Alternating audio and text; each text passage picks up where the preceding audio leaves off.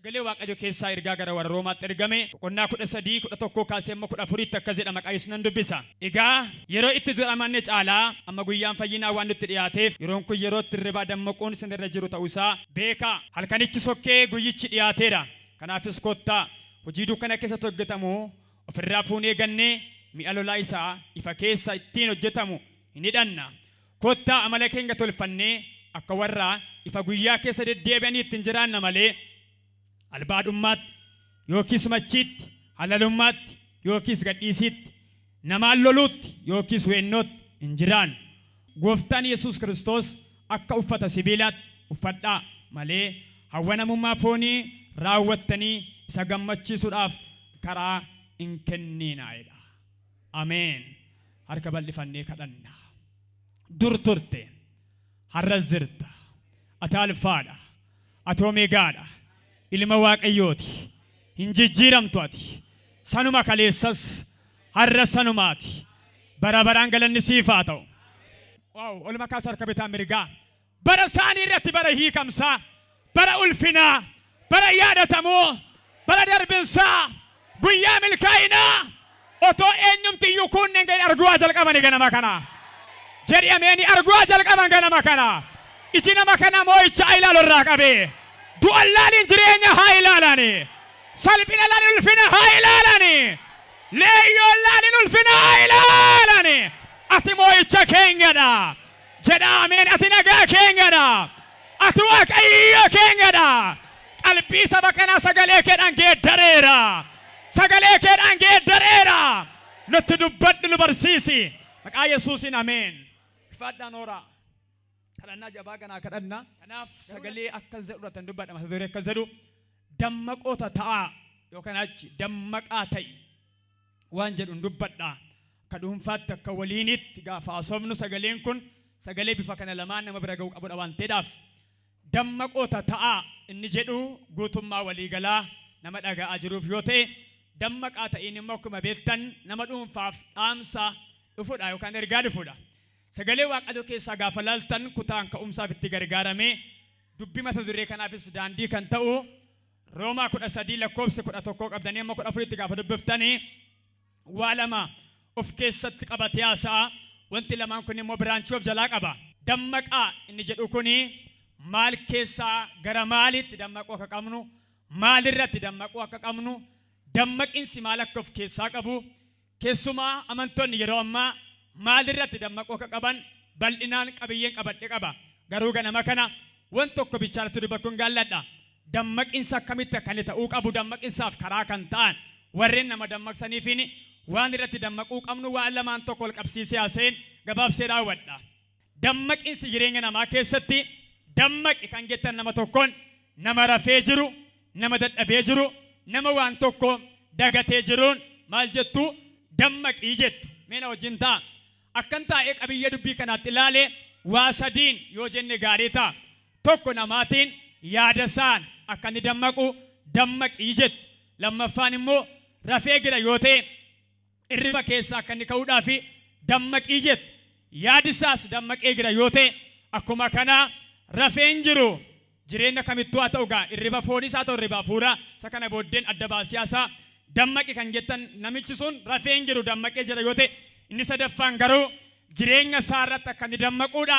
Dammaqi sitti taasoftu fakkeenyaaf waa'ee yaadaa yoo sinitti taasise waa'ee sammuutiin akka inni dammaqu maaliif sii galuu dide waa'een dubbii kanaa jettanii ati koo irratti hin dammaqne malee yaadicha akkas ture gettu. Walumaa galatti garuu wanti sadii dammaqinsaaf baay'ee bu'uura jedhee namana. Inni tokkoffaan yaadaan, inni lammaffaan irriba keessaa, inni sadaffaan jireenya irrattidha. Walumaa galatti ergamaan Phaawulos saba warra Roomaatiin maalirratti dammaqaa jedhe amantoonni har'aa immoo maalirratti dammaquu qabu kan jedhuun ariifadhee haasa'a. Kutaa ammaa gaafa laaltan 11 irratti maalidha? Yeroo duratti amanne caalaa ammaa jedha. Guyyaan fayyinaa waan nutti dhiyaateef yeroon kun yeroo itti irribaa dammaquun nuuf ka'uudha. Dur yeroo amanne caalaa, kaleessa yeroo amanne caalaa ammaa jedha. Guyyaan waan nutti dhiyaateedhaa fi yeroon kun yeroo itti irribaa dammaquun nurra jiruudha. Meena wajjin ta'a. Yeroon amanne yeroo akkamiiti? Yeroon ammaa yeroo akkamiiti? Namni tokko jireenyi isaa jalqabaa kan foonii yoonsanii haasee jalqaba daa'ima yoo ta'e achii qabee mucaarraa ka'ee ga'eessa ta'a. Jireenya jalqabaa keessa akka isaan hin turre ergamaan kun maal ittiin jedha? Kuma jalqabaatti hin jiraatina. Dammaqaa ta'a baraa deemaa'idhaan yaada lama adda baasee ibsaaf. Erga jedhee booddee lakkoofsa 12 akkas jedha. Halkan ikki sokkeedha guyyichi dhiyaateedha. Waa'ee halkanii gaafa laaltan gabaabaatti fuulleffannaan kallattii waa'ee halkanii waa'ee hojii waa'ee hin baafne hojii dhimma hin baafne hojii Waaqayyoon bakka hin buune jireenya warra Waaqayyoon hin fakkaanne amala warra Waaqayyoon hin fakkaanne duukaa akka isaan keessan deddeebineedhaa fi amma yeroon kun jedha yeroo tirribaa dammaquun irra jiraatudha. Sakaleessa eengaddaa caalaa bara ijoollummaa keenyaa caalaa bara amanne caalaa amma dammaquu qabna dammaqaayidhaan. Waa lama taasaa yaadi amantootaa kun waa keessa jira. Tokko amantoonni kun rafanii jiru. Hirribaa hafuuraa keessa yaadi isaanii qalbiin isaanii dagatee jira. Isa kam dagate gaafa jettanii guyyaan ammaa caalaa guyyaan kanarra baay'ee ulfaatu dhufuuf akka jiru biyyuma lafaa kanarratti tokko isa kana. Lammaffaa immoo guyyaa biyya lafaa kanaa malee guyyaa keessatti halkaniif ganamni hin jirre guyyaa jedhamee kawamu yeroo hundumaa iddoo ifaa kan ta'e jireenya nama hundumaaf hojii nama hundumaa bakkeetti kan baasu guyyaan tokko dhufuudha bakka jiru dukkan ammaa kun godaanuuf akka jiru isa kanarratti maal taa'edha? Dammaqaayedha. Na dhagaa. Maaliif dammaqaayedhee maaliif immoo dukkanichi yookaan halkanichi yeroo inni itti sokku ga'eera yeroon bari'uu ga'eera yeroon ifuu ga'eera isin surumti keessaniyyuu ilmaan dhifaateedha. Na wajjin ta'a yaadaan. Maaliif waa'ee dukkanaa balaaleeffate ergamaan kun gaafa jettan dukkanni da'oo ilma namaaf iddoo inni itti cubbuu hojjetudha. Dukkana yaadaa yoo ta'u dukkana halkanii yoo ta'u ergamaa Phaawulos wanta isaan da'oo godhatanii jireenya isaaniitti du'aa jiran hafuuratti rafanii jiran keessa dammaqsuudha maayittiin jedha halkanichi sokkeera bari'uudhaaf jedha. Gaafa bari'uu garuu maal baattanii akkasiin jirtan murteessaa waan ta'eedhaaf dafaa maal taa'edha? Hirribaa dammaqaayedha. Si eebbisuu ganama kana otoo namaan bariin siifaa bari'u maqaa Yesuusiin. Maal kol kaasimee akka jedha amaneera jedha ayyaa karaa Yesuusidha ayyaas naa bari'eera jedha.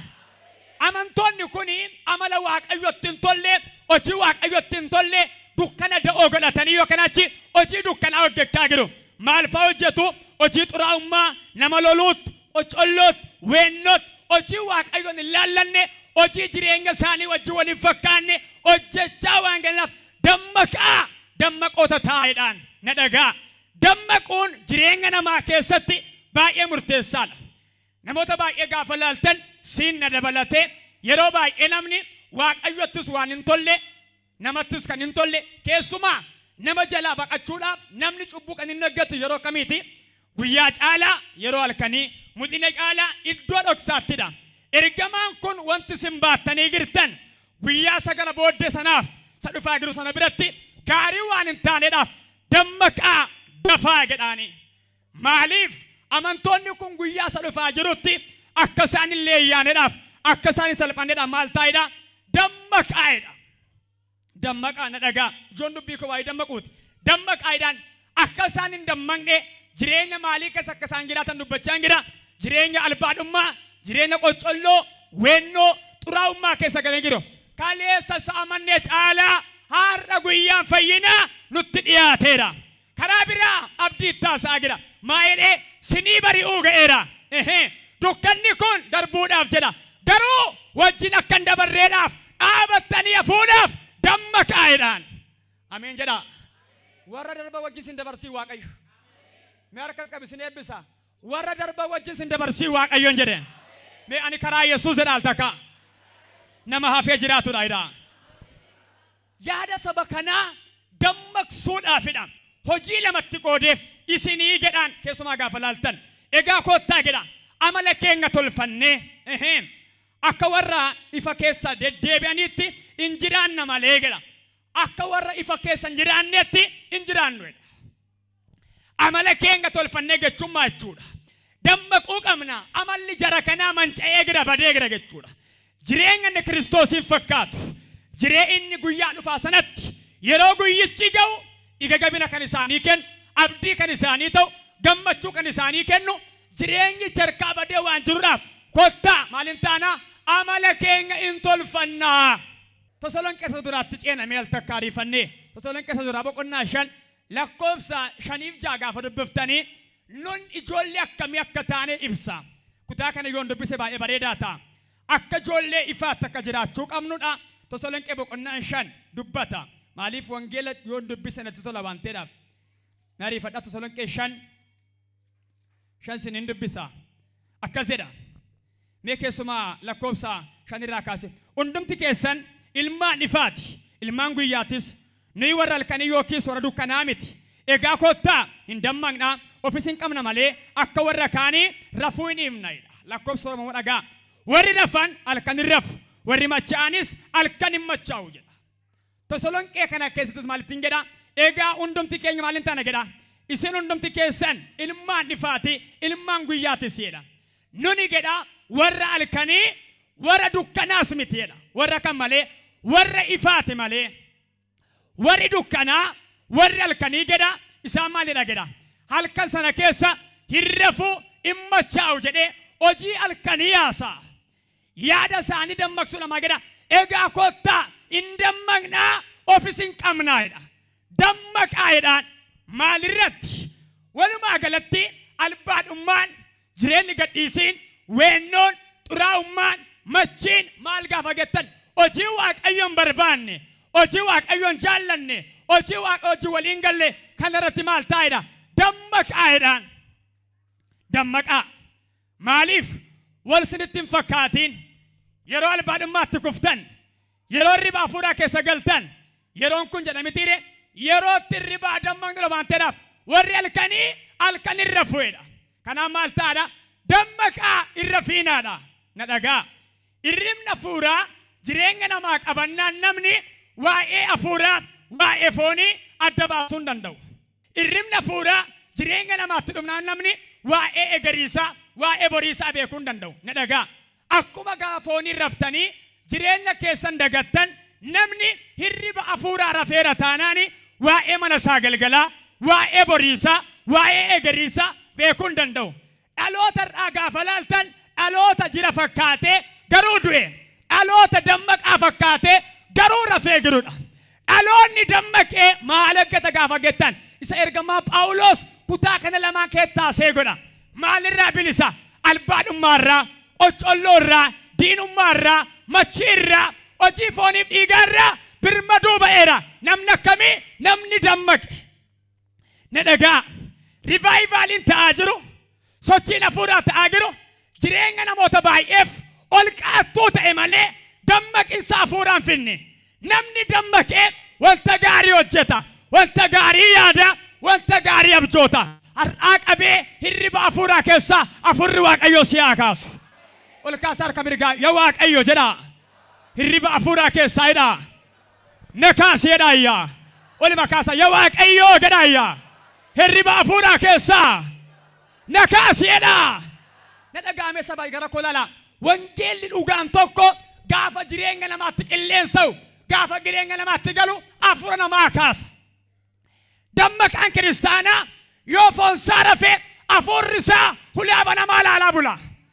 Na dhagaartu warra hafuurri isaanii dammaqoon immooshinaliin ta'an rakkina keessatti guyyicha eeggatu dhiphina keessatti Waaqayyoon amanatu dhaloota irraa gaafa laaltan garuu waan argu wajjiniin gammadee waan dhabu biratti immoo kan gadduudhaaf maalin qaban gaafa geettan hafuura dammaqaan qaban. Warra hafuurri isaanii dammaqaan yoo jireenya isa dhugaatti finne qobaattis Waaqayyoof jiraatu. Addabaabayii keessattis Waaqayyoof jiraatu. Yoo kaampaasii galan Waaqayyoof jiraatu. Yeroo feesbuukii fayyadaman Waaqayyoof jiraatu. Yeroo mana ta'an Waaqayyoof jiraatu. Warri qalbiin isaanii rafee garuu waa'ee hamaas waa'ee gaariis adda baasanii beekuu hin danda'an. Kanaa waldaa kana galabaatu wal makeera. Maal taa'edhe dammaqaa of immoo qabaayidhaan. Dammaquun siifaa ta'u ganama kana. Na dhagaa yoo tikaate Waaqayyo si kaasa. Maal jedha Isaayyaas 52 lakkoofsa 1 gaafa dubbiftan. Yaa Xiyoon jedha dammaqii ka'ii jedha. Maal ta'ii ka'ii? Dammaqii ka'ii jedha. Awwaara keessa urgufadhu hidhaa morma keera maal ta'edha jedha. Citeeraa jedha. Maal ta'e isa jalqabaa? Dammaqiidhaan. maal ta'eedha hidhaan sirraa citeera. Garuu maal ta'an jirtu xiyoon dammaqaan jirtu. Meela dhagaa dammaqaan jirtu hidhaama kaleessaa rakkina kaleessaa garbummaa kaleessaa gana jirtu. Waaqayyo immoo yeroo inni dubbate geenyaa yeroonsaa garbummaa Baabiloon keessaa baasuudhaaf karaa Isaayyaas raagichi dubbakkee barreessee lafa kaa'eera. Amma yeroon kee ga'eera. Hidhaa sirraa hiikeera. Sii bari'eera. Ati garuu akka sii bari'e iyyuu beekaan jirtu mee dammaqii of ilaalii hidhaa sirraa citeera hidhaani. Sirraayyuu citeera maqaa Yesuusiin. Dhagaa warri dammaqan ndama hidheeni xiyooni kayyadhan awwaara keemu maal godhi jedha hurgufadhodhaan awwaarri maayin ogi xuraa'ummaati. Ammallee sii bari'eera. Yeroon koo ga'ee guyyaan koo ga'ee garuweedha ligiddaa ummaa kee wajjin hin ka'i maal godhadhuudha karaa biraa hurgufadhodhaan sirraa hurgufeera maqaa Yesuusiin. Mee harka ol kaasaa ba'a ameen jedhaa afaanii baasaa. Eessa girtuu mee harka ol kaasaa yaa Waaqayyo jedhaa yaa. Yeroon dammaqu kun jedhaa. Yeroo koo naaf haa ta'u jedhaa. Wanta biraa baadheen ka'u jedhaa. Ulfina kee baadheen ka'aa jedhaa yaa. Jecha kana laphee kottu ulfaata maal godhadhu jedhaa. Awwaara kee immoo maal godhi hurgufadhu. Baatteen ka'ii ligiddaa ummaa kee ani sin kaasa jechaa jira Waaqayyo. Sin dammaqsa dammaqechaa jira. Afuura si dammaqsu gara keetti waameera ganama kana. Waameera maqaa Yesuusiin. Nan beekasa kana mun jaallattani na dhagaa. Dammaqinsa barbaada Waaqayyo. Yaada biyya lafaa irratti, hojii biyya lafaa irratti, hojii saxanaa irratti akka dammaqnu Waaqayyoon barbaada. Garuu dammaquu keessatti namni waa'ee har'a keessa jiru beekuu qaba. Rafeen jira moo dammaqeen jira? Hojii gaariirran jira moo hojii hamaarran jira? Warri gaariirra jirtani jabaachuudhaaf dammaqaa. Warri hin jirre immoo jiraachuudhaaf dammaqaa. Har'a dammaquun siif haa ta'u. Ameen jedhaa. Mucaatu jedhama mitiire. Mucaatu dhalatee guddatee waggaa 12 guutee jedhama. Mucaan kuni haadharra yeroo ture nagaa ture. Haati baattee gamnaan mucaan daaddee sindee bakkuma taa'aa oola. Naan haadhatu guyyaa tokko baay'ee aartedhan. Waggaa 3 baattee 4 baattee 6 7 8 9 10 baatteetu keesseetu gabaadhaatti gabaa gaafa galtachuma ta'a. Waggaa 12 13 guutuu. Kanarra haati amma mucaa kana maal godheen kaasaa itti. Gaafa teesseetti yaaddu waa gochuun qabaa itti. Mee mucaan kuni sossobees daaddee deemsisee waa baay'ee gooten dide waan ta'eedhaaf mee ka'ee waa godhaa jetteetu waa yaadde. Mukukkula fuuteetu abidda keessa keessee erga abidda seeraan bobeessitee kaatee booddee muka abidda keetti boba'aa ture mukukkula abidda keessa satat gootee fuuteetu mudduu muqaa gala keesse. Gaafa gala keessu inni mucaa waggaa 12 guutuu didee achi foqoqaa ture. Gaafa ibidda argu maal ta'e dirqamayyuu utaalee ka'e. Har'a utaalii ka'e maqaa Yesuusiin. Utaalii ka'e maqaa Yesuusiin. Ne dhagaa amma Waaqayyo waan deemaa jira. Bara kana keessa Waaqayyo sin kaasuudhaaf raagota baay'ee kaaseera. Hunda miti warra dhugaa dubbatan warra dhugaa raajan lallabdoota baay'ee kaaseera. Erga sin diddanii immoo Waaqayyo rakkina baay'ee biyya kanatti kaaseera. Amma arga ta'e namni erga wanta gaariin didee hamaa baay'een erga gara biyya kana dhufee namni baay'een ka'aa jira. Amma yuuma baay'een namaa ka'aan jiru na dhagaa. Waaqayyo maayideen saba kanaan awwaara kee hurgufadhuutii ka'edeen lakkoofsa korti maayidee jalqabaa dammaqeedhaan jalqabaa. Dammaqe garuu awwaara kee hurgufadhuutii ka'i hidhaan morma kee raaqiteedha jedha. Gatii malee gurguramte gatii malee immoo furamtaa jedhaan. Ameen hin jenne sinoo. Ameen hin jenne sinoo afaan baaftane. Na dhagaa dammaquun jireenya keenya keessatti ka guddaa kenna. Namni jireenya isaa keessatti hin dammaqu taanaan dagataadha. Wanta baay'eetu darbamee dammaqisa namaa abjuu halkan yoo kanaa jirriba halkan itti kee waasin ittaasaa. Namni halkan gaafa rafuu irriba isaa keessatti gaafa laaltan wayyaa isaa baafatee wayyaa halkanii uffatee mana isaa qollofatee amma gaafa bari'utti maaltaa hinuma rafa. Nan amana yoo wanti ulfaataa wayii dhufee mana sinitti reebee yookaan silkii dawwalee malee hin dammaqtan. Baay'een namaa monda otoo dhukaasni meeqa dhoka'eeyyuu silkiin meeqa too dawwalameeyyuu mana tooratti gubuuf reebdaniiyyuu kan isin hin dhageenye jira. Har'a Waaqayyo hirriba hafuuraa keessa nama kaasu qaba. Maal jechuuf ana qaagidha dammaqaayidhaan wal fakkaate. Na dhagaa namoota tokko gaafa rafan amma waa dibbachuuf deeman jira. Abjuu isaanii halkan makiinaa bitu. Makiinaa bitanii ka'anii booddee barii gaafa kan garuu makiinittiin abjuudha malee maal miti makiinaa miti. Jireenyi namoota baay'ee irraa warra dammaqoo fakkaatu gaafa raajii dhageessan gaafa ameen gettan gaafa utaaltan abdiin baay'ee si waldaatti dhageessanii abjuu halkan hirriba keessaa fakkaata. Isa abjuutiin si gammadanii kaatanii barii immoo gadditan fakkaata. Garuu abdiin karaa Kiristoos nuu kenname dhuguma dammaqinsa fuuraa qabanan akkas miti. Asitti amantee baata gadi baattee immoo baatee dhufta. Baadhuu deebii maqaa Yesuusiin. Baadhuu deebii maqaa Yesuusiin. Maal jechuuf naqee dammaqinsa keessatti. Yeroo hundumaa taanaan jireenyi namaa furi namaa walumaa galatti sabni kun maal fakkaateera? Wanta maanis wanti gaariinis wal fakkaateera.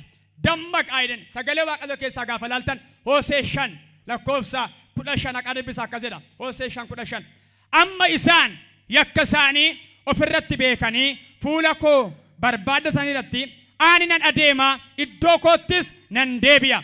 Yoos isaan rakkina isaanii keessatti dammaqanii anan barbaaddatuedha.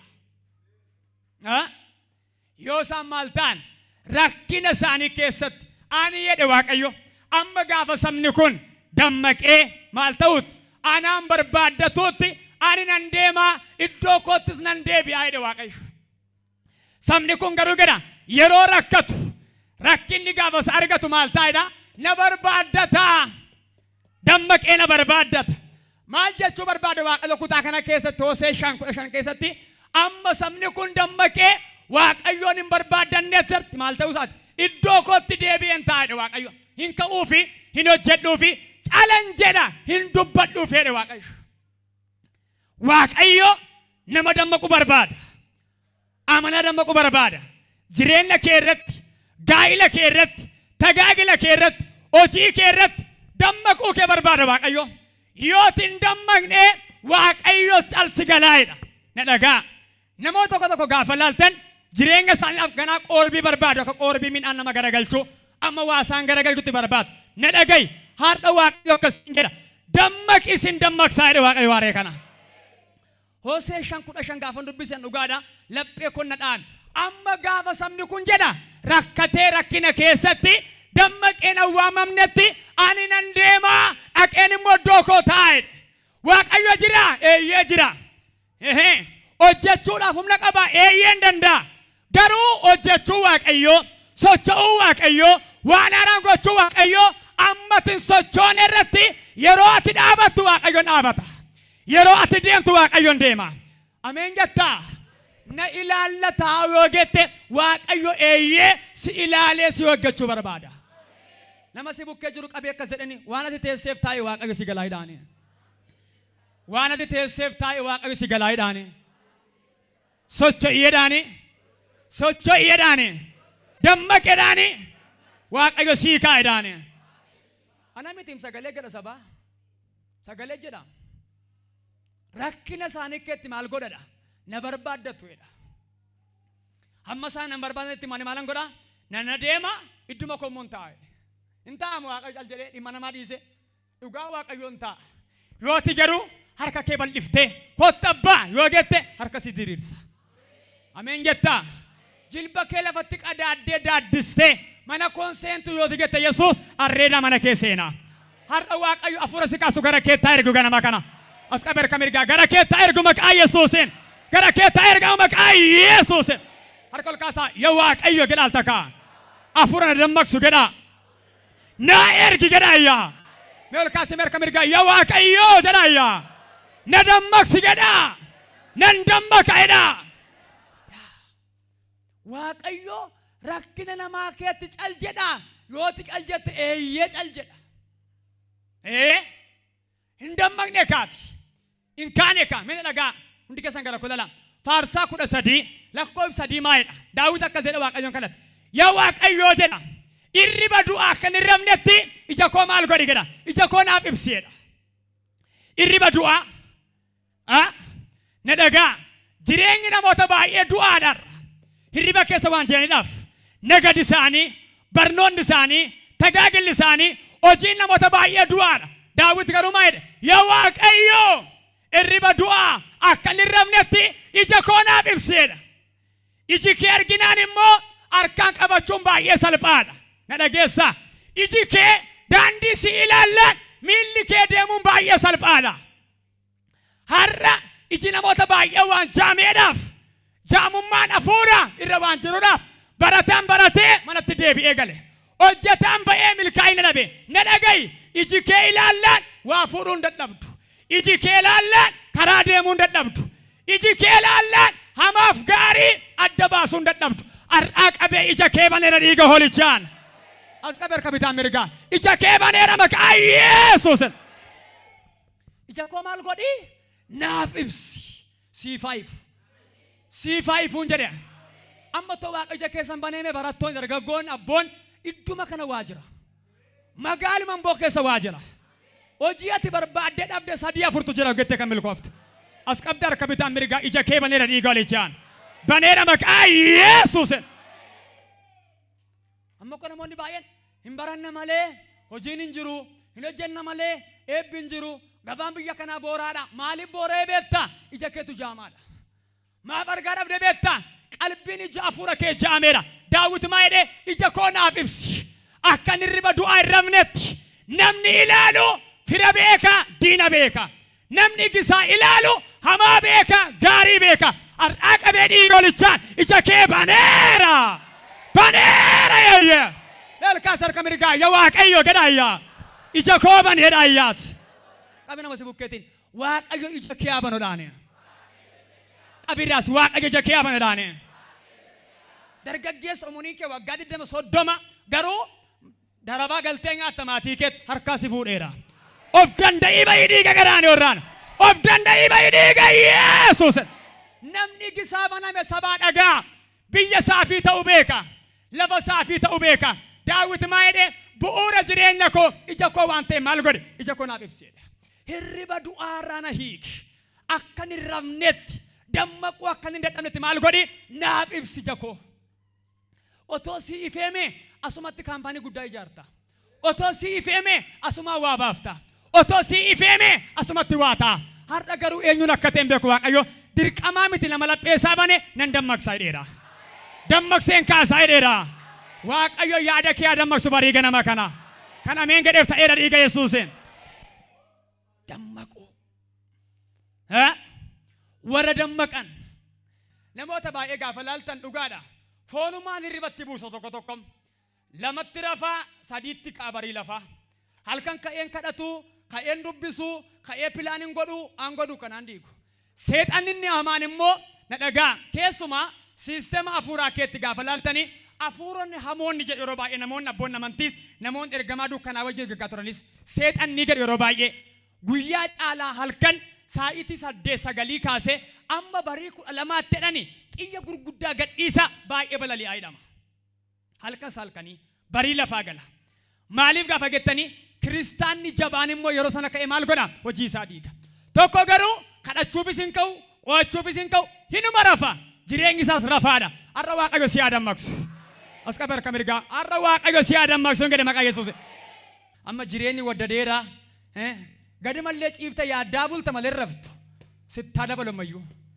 Yoo aarte immoo kaatee kadhatta. Ameen jedhi. Garaan duwwaadha, kiisiin duwwaadha. Ofoo qaama ciista malee otoo kana mannaa kaatee kadhattee garuu waa sii banama.